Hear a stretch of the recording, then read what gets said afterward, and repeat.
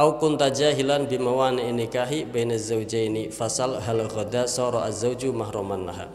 Au kunta ana sapa sira iku jahilan iku mboten ngertos tiyang ingkang mboten ngertos bimawani nikahi dengan perkara-perkara yang menjadi penghalangnya nikah baina zawjaini antara kedua mempelai suami istri. Fasal, maka tanyakanlah hal ghada ay sara, adakah seorang suami itu mahroman? Perlu dicek. Sebelum menikah itu ada syarat juga, adakah perkara yang menghalangi kesahannya nikah? Setelah kita mengecek kafaah 5 tersebut, ya, nasabun, nasabnya, dinun agamanya, hirfatun pekerjaannya, hurriyatun sifat kemerdekaannya, faktul uyubi tidak memiliki 5 aib tadi, ya kan, yang muthbitalil khiyar. Setelah dicek, cek juga ada perkara lain yang menghalangi kesahannya nikah apa enggak, yaitu apakah status suami ternyata jangan-jangan mahram enggak dengan si istri. Ini penting. Kalau mahram sebab nasab kita sangat paham, pastinya kita nggak usah itu dulure dia pasti tahu. Tapi kalau mahram sebab persusuan itu ya mungkin kita kurang peka, ya kan? Padahal mahram itu totalnya ada 18, 7 dari nasab, 7 lagi dari rodok, berapa? 7 tambah 7 14, 4 dari musoharoh pernikahan permorotuonan, berarti berapa totalnya? 18. Kita bahas yang 7. Jadi kita perlu ngecek yang mau menangani pernikahan. Setelah dicek kafaahnya, konsekuensinya kalau ada kafaahnya tidak, syarat kafaah 5 tidak terpenuhi, berarti harus ada penekanan ridho seorang istri dengan ridho wali, ya kan? Ternyata lolos dalam hal itu, cek lagi ada perkara lain yang menghalangi kesahannya nikah dan pembetulan. Yaitu apa? Masalah adanya kemahroman enggak antara si mempelai putra dengan mempelai putri. Berarti kan kita perlu tahu mahram itu apa aja. Mahram totalnya ada 18. Kita hitung yang dari nasab ada 7. Kalau yang dari nasab 7 ini langsung ditetapkan oleh Allah Subhanahu wa taala dalam Al-Qur'anul Karim. Berfirman Allah Subhanahu wa taala dalam surat An-Nisa 23, hurrimat alaikum ummahatukum, diharamkan atas kalian semua, 1 ummahatukum, ibu-ibu kalian. Berarti ibu, nenek, sak penduwur, ya, itu mahram, ya, ibu enom, itu ibu nganu, ummahatukum itu mahram. Wabanatukum, ini mahram nasab dulu, ya, ibu tiri nanti, ini mahram nasab dulu. Ummahatukum, hurrimat alaikum ummahatukum, 1 ibu-ibu kalian.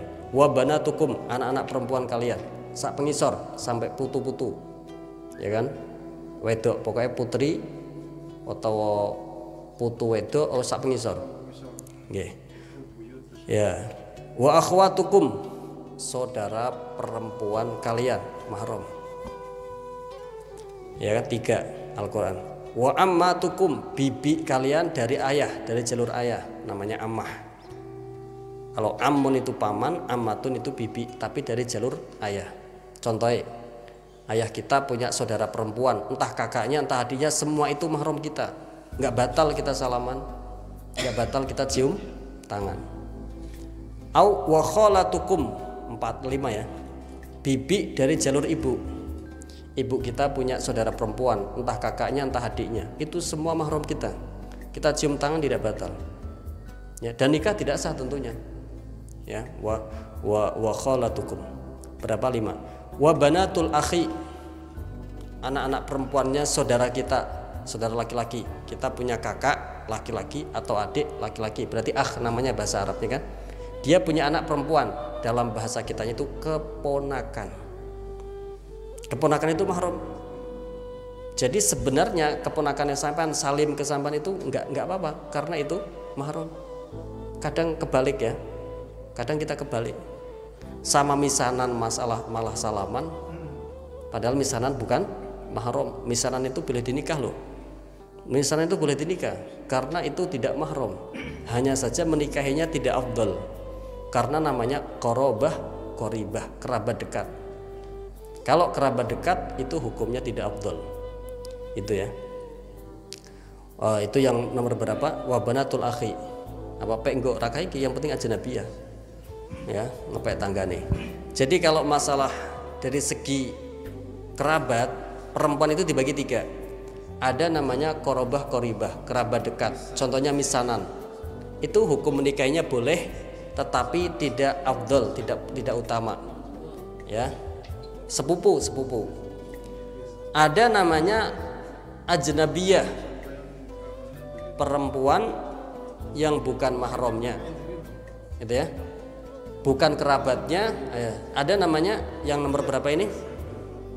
Nomor 2, namanya ajnabiyah.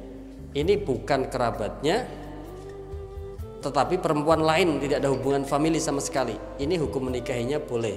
Dan levelnya nomor 2. Yang paling utama namanya korobah ba'idah, kerabat jauh. Ini hukum menikahinya paling afdol karena ada unsur menyambung silaturahmi. Contoh kerabat jauh itu berarti di bawah misanan. Ya, di bawah misanan. Ya, seminduan apa-apalah. Contohnya Sayyidina Ali dengan Rasulullah misanan karena abahnya kakak adik kan, Abi Thalib dengan Sayyidina Abdullah kan bersaudara, ya kan, baginda Nabi bin Abdullah, Sayyidina Ali bin Abi Thalib kakak adik kan. Tapi Sayyidina Ali sebagai misanannya baginda Nabi dinikahkan dengan putrinya baginda Nabi, itu Sayyidah Fatimah Az-Zahra. Ini apa ini? Ini korobah baidah, bukan koribah, karena itu bukan misanan tapi di bawah misanan. Itu paling utama. Ya, habis turun salevel dan seterusnya, turun 2 level, 3 level itu masih korobah baidah yang hukumnya afdal. Kembali ke sini ya. Wa banatul akhi.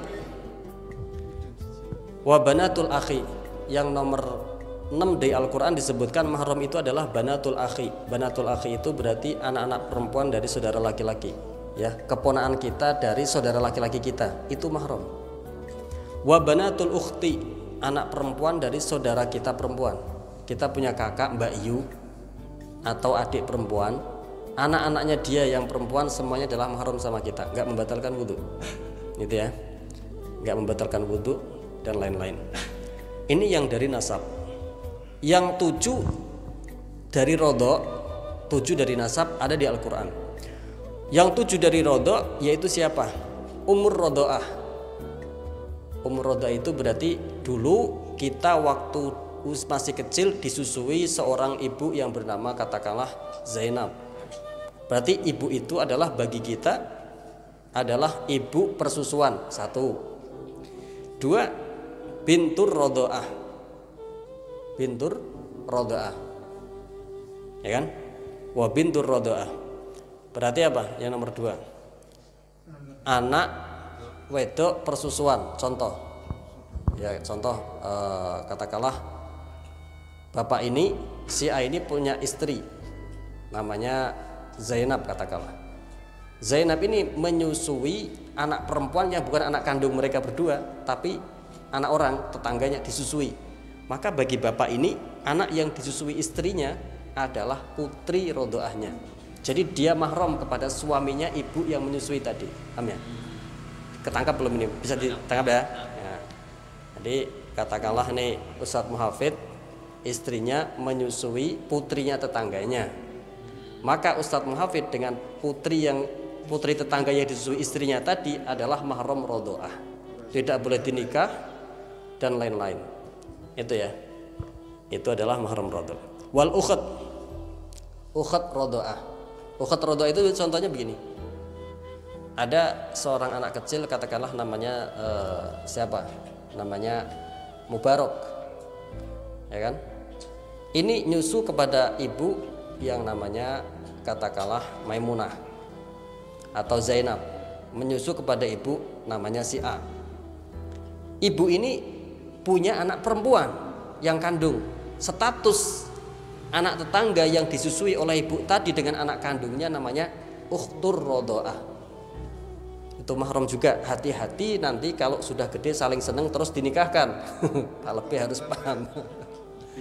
Ya, itu kabeh tugas Pak Lebih. Ya, ini orang mumet. Sing mumet Pak Lebih. Ya. Wal amatu. Ya.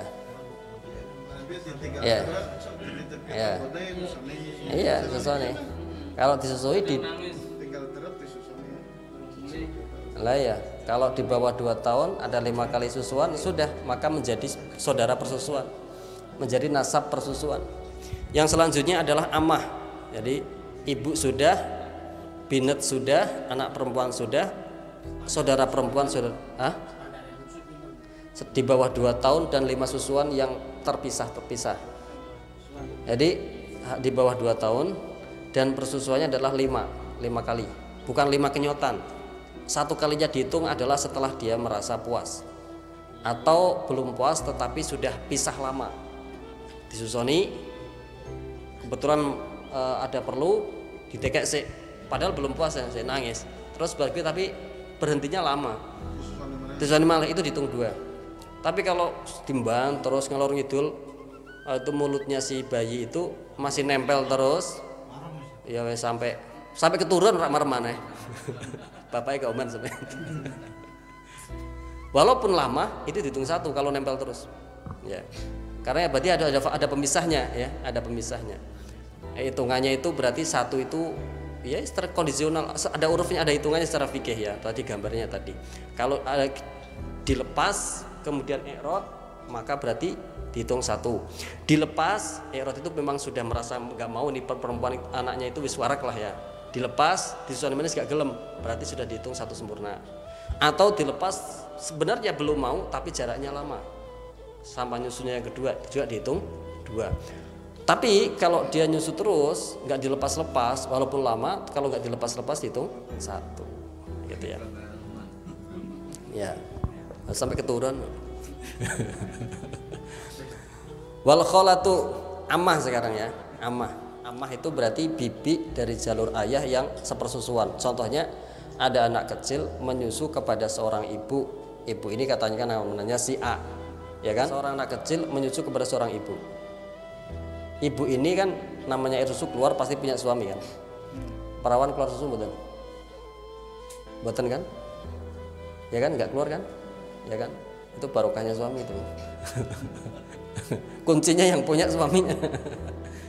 Itu ya, seorang anak kecil menyusu kepada seorang ibu ini kan punya suami ya kan, maka saudaranya suaminya perempuan entah kakaknya atau adiknya bagi si persusuan tadi adalah amah.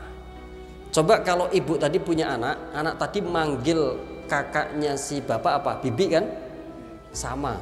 Anak persusuan pun manggil saudara perempuannya suami ibu yang menyusui tadi adalah amah, bibi juga dari jalur ayah, itu amah.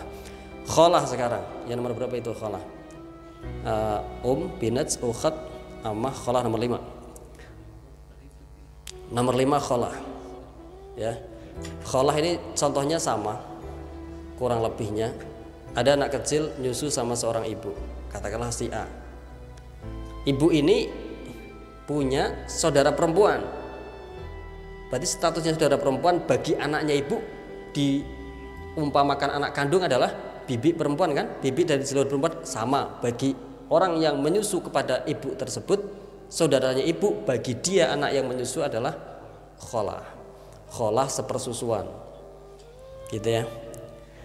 Wa bintul akhat, wa bintul ukhat, wa bintul ukhat. Tadi kalau ukhat kan sudah, okay? Yaitu contohnya katakanlah ada seorang anak laki-laki menyusu kepada seorang ibu. Ibu punya anak kandung perempuan. Seiring berjalannya waktu, anak perempuan tersebut menikah dan punya anak.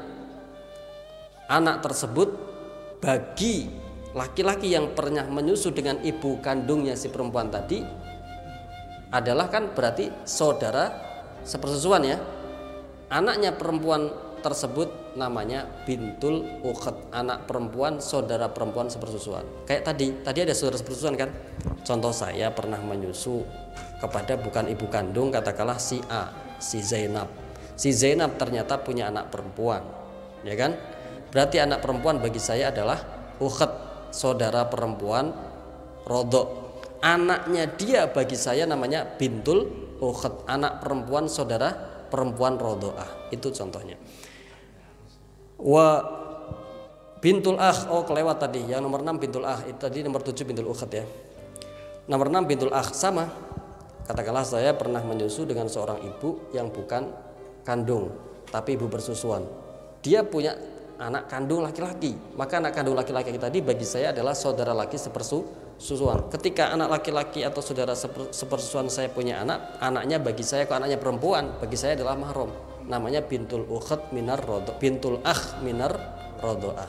Anak perempuan dari saudara laki-laki yang satu rodo. Wa arbaun minal musaharoh. Tak selesaikan sekalian ya. Ini soalnya nanggung ya. Wa arbaun minar rodo. Yang 4 ya wa arbaun minal musaharoh. Yang 4 dari 7 dari nasab, 7 dari rodo. Totalnya 14. 4 ditambah 4 dari pernikahan atau maratuwa. 4 dari pernikahan itu siapa? Ummu zaujah, ibunya istri, maratuwa, ya kan? Maratuwa wedok. Itu bagi kita seorang laki-laki, kita menikah dengan katakanlah si fulanah. Ibunya fulanah itu bimujarrodil akad qabil tuh menjadi mahram kita selama-lamanya. Hatta ternyata istrinya meninggal, berarti kan pernikahannya selesai, nikah lagi dengan itu. Hatta kenaka ternyata terjadi firaq katakanlah. Tetap itu ibu adalah ibu kita selama-lamanya. Mertua itu selama-lamanya. Hatta sudah nikah dengan perempuan lain. Itu nanti ya urut-urut. Itu umur rodah dulu ya.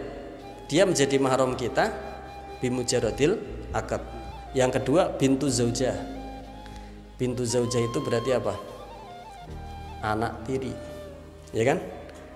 Bintu zaujah berarti siapa? Anak tiri, ya kan? Bintu zaujah. Si Zaid menikah dengan seorang perempuan. Perempuan tadi sudah rondo, punya anak perempuan, ya kan? Diakatilah ibunya. Otomatis anak dari si perempuan yang dinikah tadi statusnya adalah anak tiri kan? Nah, ini akan menjadi mahramnya laki-laki yang menikahi ibunya tadi, tetapi kemahramannya adalah bila telah terjadi duhul. Bila belum duhul, dia boleh pindah kepada menikahi ibu Mariku weruh. Ini secara ilmu kita nggak layak kita sampaikan ke umum. Maksudnya kalau kita mau ke umum nggak layak ya. Tetapi secara fikih kita sampaikan karena kita tidak untuk mengamalkan, menyampaikan itu tidak untuk mengamalkan. Barangkali ada kasus aneh seperti ini, kita memberi hukum, kan begitu kan? Nah.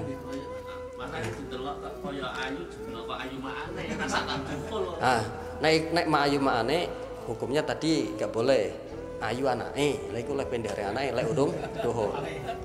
Terus ayu ma'ane ke jarang. Mesti rata-rata ayu anake. Umum. Soalnya dia masa ayunya udah berlalu. Ya kan ya. Mungkin dulunya iya menang dia, masa ini kan beda sudah. Itu ya. Wa bintu zaujah, namanya Robibah, anak tiri. Seorang laki-laki menikah dengan perempuan, yang perempuan tadi sudah punya anak, ternyata perempuan. Maka anak tersebut menjadi mahram seorang laki-laki yang menikahi ibunya. Tapi tidak menjadi mahram bimujaradil akad, menjadi mahram dengan dukhul kepada ibunya baru menjadi mahram. Artinya kalau diakati tok, setelah diakati kok berubah hati, tak batal kepe urung dimek ke, aku pek ganti. Ki sampean tak duit semene kelem, wah ora kaya. Nggih tombo dendane nggih tombo gelone obate ngene gelem, ya wis ridho ya wis dadi. Secara fikih kalau sampean bisa negosiasinya tanpa ada kendala melukai, secara fikihnya sudah dapat legalitas gitu loh. Kita artinya sedang membahas legalitasnya, bukan mempraktekannya, atau bukan ketika kasus tersebut menjadi rancau. Kalau rancau berarti kan nggak ridho, itu sudah. Kok delalah ini orang hebat, punya ini banyak, bisa pintar negonya, akhirnya berhasil kan bisa kan? Secara fikih itu dilegalkan. Tapi kalau syadul enggak boleh.